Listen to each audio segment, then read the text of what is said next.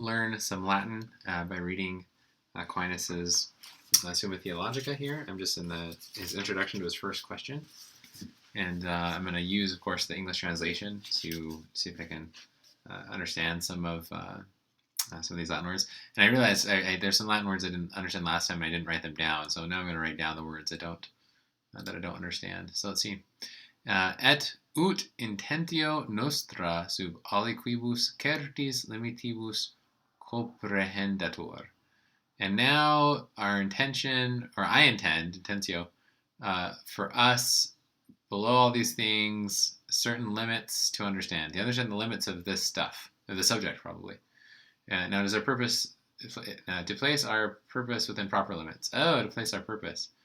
Our intention under proper limits. Okay.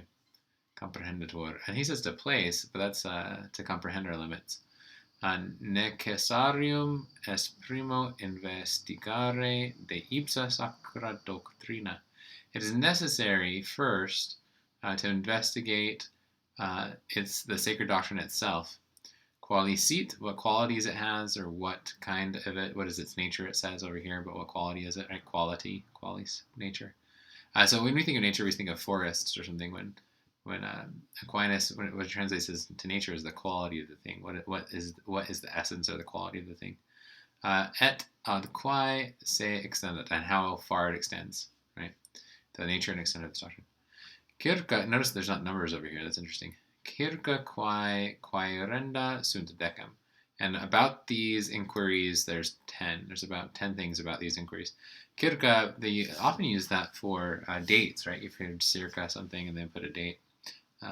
Like when did Julius Caesar die? Circa 44 BC or something, right? Primo, oh, there are numbers there. I didn't see them. Primo de necessitate huius doctrinae. First, what is the necessity of this doctrine?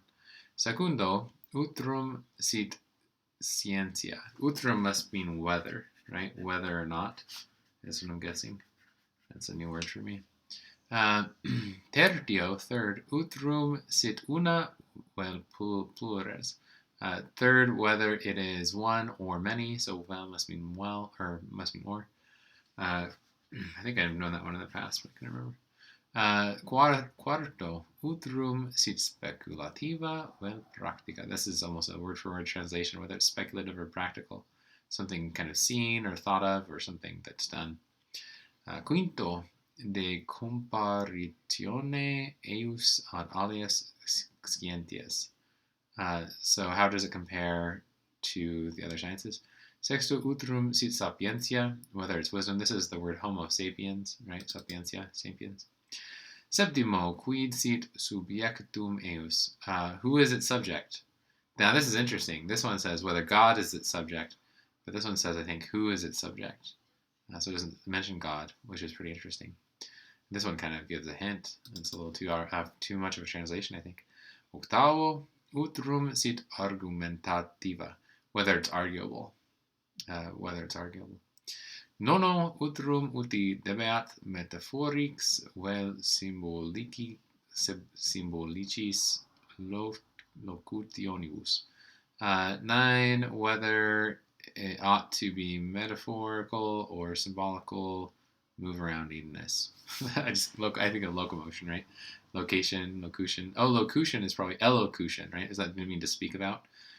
To speak about, is it, so ought we speak about metaphors and symbolisms? Uti, I'm not quite sure what uti is. I should write that one down. Okay. Decimo, utrum scriptura sacra hius doctrinae sit secundum plures sensus exponenda. 10, whether scripture, the sacred scripture here, the doctrine, if there's second or many other senses to pronounce. So whether it can pronounce secondary or plural meanings in the scriptures. So that's my attempt to understand the Latin to the introduction to question 1 of Thomas Aquinas' Summa Theologica.